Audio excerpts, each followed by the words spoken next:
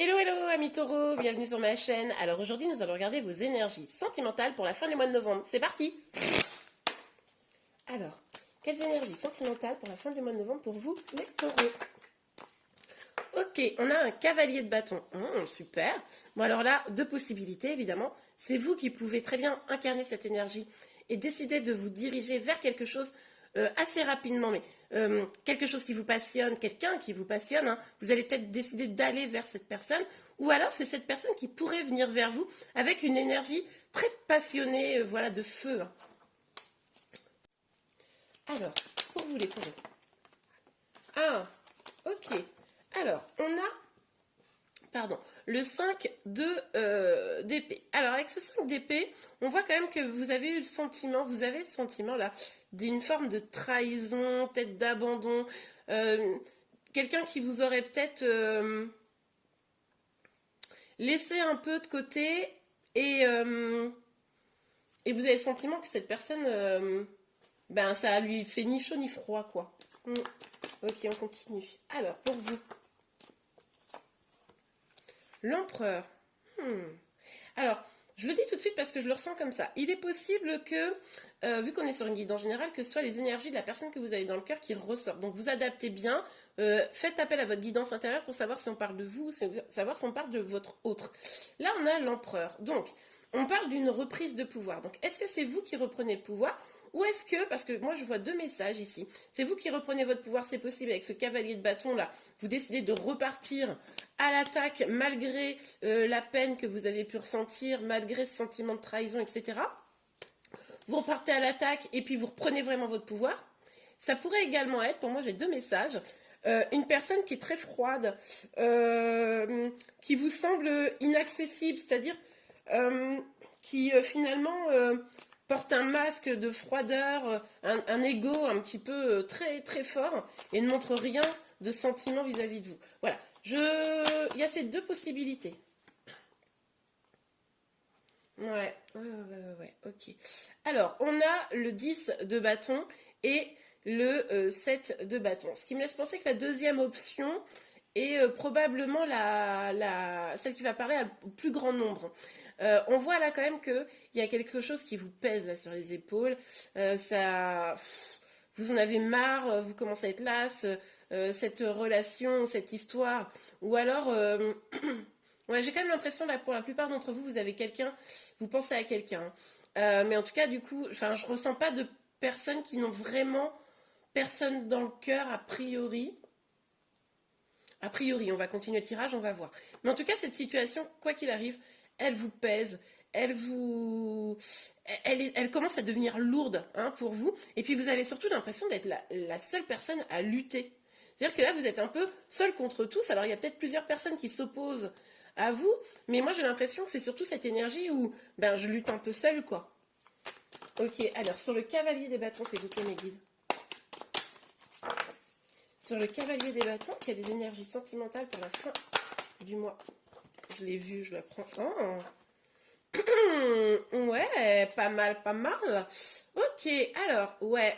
Il y a quand même quelque chose d'assez neuf qui arrive là avec ce cavalier de bâton. Il y a une sorte de ferveur comme ça, d'énergie très très passionnée. Hein, c'est assez chouette. Mais on voit que c'est directement lié à une forme de lâcher prise par rapport à une personne. Moi, je pense que vous allez avoir un lâcher prise par rapport à une personne. Sûrement la personne que je vois là en énergie. Et pourtant, je vois quand même que c'est une personne qui a de l'amour, qui est quand même plein d'amour. C'est pas quelqu'un qui, je pense, veut vous faire du mal volontairement, vous voyez? Ouais. Il pourrait y avoir une communication franche, c'est-à-dire que vous allez lâcher prise. Il pourrait y avoir une communication qui arrive avec cette personne. Hein. Et vous allez peut-être dire aussi ce que vous ressentez, mais attention à pas mettre de la colère. C'est-à-dire que ça va être tellement, comment vous dire, passionné que du coup, avec ces énergies-là, ça pourrait basculer en colère. Hein. Donc, vigilance à vous. Ok. Allez, on continue. Sur le 5. Alors, attendez. Sur le 5 d'épée, s'il vous plaît, mes guides. Je pense que vous allez quand même vous concentrer un peu avec ce lâcher prise là. Vous allez vous concentrer sur votre travail. Vous allez peut-être faire un travail personnel hein, sur vous-même, ça c'est tout à fait probable. Mais pour moi, vous allez vous concentrer sur votre travail. C'est-à-dire que là, vous en avez marre. Se lâcher prise sur cette relation, ça va vous permettre de vous concentrer sur vos projets à vous. C'est peut-être pour ça aussi là que cette personne, elle ressort pour moi, hein, ce roi de coupe là. Pour moi, c'est la personne en face de vous. Et ouais, et l'empereur aussi. Mais c'est marrant parce qu'il y a deux statures. C'est comme si, en gros là, c'est de la grosse froideur. Et puis en fait, votre lâcher prise va peut-être faire que cette personne, vous allez lui manquer, je sais pas, un truc comme ça, et ça va redéclencher de l'émotion en lui. Vous voyez? Mais vous allez vous concentrer sur votre travail. Là, ça va être votre priorité. Travail, projet, vous adaptez évidemment. Hein, on est sur une guide en général. Alors, sur l'empereur, s'il vous plaît, mes guides. Ouais, bah vous allez vous éloigner de ça. Cette énergie un peu froide là, c'est bon quoi. Vous en avez un peu ras-le-bol là. On voyait ici le lâcher prise. Vous avez envie vraiment de vous concentrer sur vous. Vous avez envie d'être plus dans l'ouverture de cœur. Vous avez envie que vos projets aboutissent. Vous n'avez plus envie de dispute, de prise de tête, de froideur en face de vous. Vous avez envie de passion maintenant. Vous avez envie. Ça, c'est vraiment votre envie profonde. Passion, amour, lâcher prise. Et puis là, jusqu'à présent, ou sur la fin du mois de novembre, c'est sentiment de trahison, froideur, poids, sentiment de lutter seul. Donc là, c'est bon, vous vous concentrez sur vous et vous décidez de vous éloigner. Là, c'est clair. Tant pis, tant pis. C'est-à-dire que je pense que c'est quelque chose qui vous tenait à cœur hein, pour avoir des énergies comme ça. C'est une personne, un lien qui vous tenait à cœur. Mais il est temps de vous prioriser. Vous prenez le risque de vous éloigner. Voilà, c'est ça. Alors, sur le 10 de bâton et le 7 de bâton, s'il vous plaît, mes guides. Ok. On a combien? Deux. Ouais, ça me fait rire. Ça me fait rire parce que deux possibilités.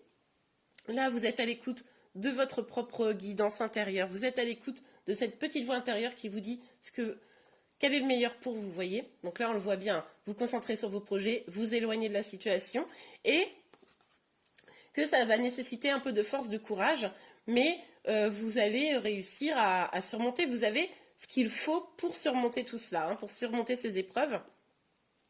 On nous parle aussi de la possibilité qu'une personne revienne ou vienne vers vous pour communiquer. Alors, est-ce que vous n'allez pas attirer une nouvelle personne qui va vous voir comme ça, plus flamboyante, hein, vous adaptez évidemment. Et du coup, bah, ça pourrait attirer cette personne à vous qui viendrait faire coucou, tiens, t'es mignon, t'es mignonne. Vous voyez? Ça pourrait aussi attirer cette personne que vous avez dans le cœur. On voit que ça pourrait briser son armure, le fait que vous lâchiez prise, le fait que vous concentriez sur vos passions. Et peut-être que cette personne pourrait revenir à petits pas. Ça, c'est probable. Ok, on continue. Je vois pas, je suis désolée là pour les célibataires qui n'ont vraiment personne dans le cœur. Ah si, pour ceux qui n'ont vraiment personne dans le cœur, ça pourrait être des blessures du passé, mais vraiment des anciennes trahisons, etc., etc., que vous mettez de côté complètement. Et là, vous vous concentrez sur vous. Vous voyez? Là, c'est bon. C'est comme si vous aviez réussi à faire un deuil. Vous voyez? Ouais, c'est ça. Un deuil qui avait été long à mener parce que du coup, des gros sentiments de trahison, etc. Ou des blessures guéries, quelque chose comme ça. Oui, voilà, je viens de voir le message. Ok, alors, on continue. Je sais plus si j'ai battu les énergies, moi. Parce que je papote, mais... Alors, sur le cavalier de bâton, le mat et le roi. Ouais, regardez. Je vous disais que cette personne, elle pourrait revenir. Le fait de voir votre énergie, ça lui brise sa carapace. Et puis du coup, on a quoi? Le boomerang. Donc, ça nous dit quand même que potentiellement, vous pourriez avoir cette personne du coup qui soit attirée par votre énergie, attirée vers vous, parce que voilà, maintenant, c'est vous d'abord. En gros, je la fais courte, mais c'est vous d'abord. Vous êtes plus épanoui finalement. Finalement, vous êtes presque plus épanoui sans cette personne. Puis cette personne, ça coupe le lien énergétique. Et là, elle se dit, hop, attends, c'est quoi cette histoire? Donc, elle a envie de profiter de cette énergie positive, hein, j'ai envie de dire. C'est pas forcément dans un sens négatif du terme, mais vous voyez, c'est cette attraction, en fait. Et Et du coup, elle a bien envie de revenir, cette personne. Ok. Pour vous, les célibataires, ça pourrait également faire revenir des ex, hein. Ça, c'est terrible, hein, mais une fois qu'on a coupé les liens énergétiques avec les ex, on a à peu près certaines qui vont revenir. Sur le 5 d'épée. Oh, bah là, c'est parti très vite. L'homme, ouais. Ouais. Bon, oui. Pour moi, ça, c'est la personne en face de vous. Donc, l'énergie masculine, hein. Vous êtes déjà beaucoup de femmes à me regarder, mais même pour les hommes qui me regardent, je pense qu'il y a, pour certains, une énergie féminine, ça veut pas être... On est tous composés d'énergie masculine et féminine, hein, c'est complètement normal. Mais c'est vrai qu'il y a toujours une dominante et c'est l'énergie féminine, c'est pas lié directement au féminin dans un sens du sexe, c'est plutôt lié dans un sens comment dire ouvert à la spiritualité, en connexion avec ses émotions, etc. Voilà. Du coup, là pour moi, c'est la personne en face de vous, que vous soyez un homme ou une femme, peu importe. Et du coup, on voit bien que c'est cette personne qui revient. Ben oui, c'est ça. Quand on coupe les liens énergétiques, ça fait toujours un peu des chatouilles après. Des chatouilles pour l'autre, vous l'aurez compris. Alors, sur l'empereur et sur le 6 d'épée, s'il vous plaît, mes guides, pour les taureaux sur la fin du mois de novembre. Ok. Ben oui, vous avez envie de couper avec l'instabilité, là, vous en avez marre. Forcément, cette situation-là, elle vous rendait complètement instable. À un moment donné, il y avait des hauts, des bas probablement, hein, dans la relation. Vous saviez jamais sur quel pied jongler. Non, c'est ça l'expression? Bon, je sais plus. Dis-moi en commentaire. Mais vous voyez. Et puis, du coup, à un moment donné, ça va, quoi. Ça va. Même si, je pense que le fait de vous éloigner, ça vous crée aussi une forme d'instabilité. C'est-à-dire que vous étiez instable dans la relation. Donc vous êtes éloigné. Et puis finalement ça vous crée de l'instabilité de cet éloignement parce que c'est un peu de l'inconnu. Mais vous faites fi du danger. C'est-à-dire que vous décidez de quand même affronter cela. Super, ok. Alors, sur le 10, ok. Ouais. Vous partez un peu à l'aventure là, hein. C'est un peu ce que ça me dit avec la carte de l'étranger. Vous partez un peu à l'aventure et puis vous décidez de vous donner la possibilité d'être plus ouvert au monde, vous voyez, d'être plus ouvert, plus en connexion avec l'extérieur, moins focus sur cette personne. C'est ce qu'on voyait du coup en coupant le lien. Vous allez vous donner la possibilité peut-être de rencontrer des nouvelles personnes et aussi vous allez vous donner la possibilité d'être plus généreux, généreuse avec vous-même et avec les autres. Mais ouais, plus ouvert au monde, hein, je ne sais pas comment dire autrement. Mais c'est cet éloignement qui permet ça. Je vous fais une dernière petite carte pour le plaisir.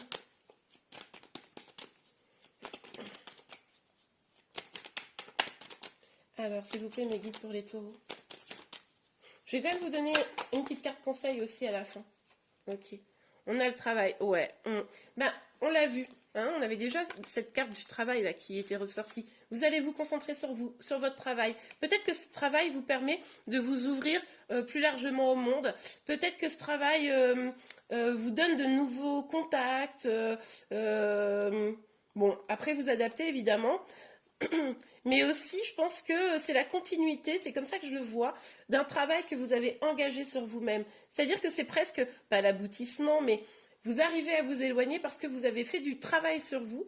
Et puis finalement, petit à petit, ça vous a permis de faire ce cheminement et de vous dire, ok, maintenant je me concentre sur moi. C'est très chouette. Ok, je vais regarder, attendez, je prends les cartes. Je vous fais un petit conseil.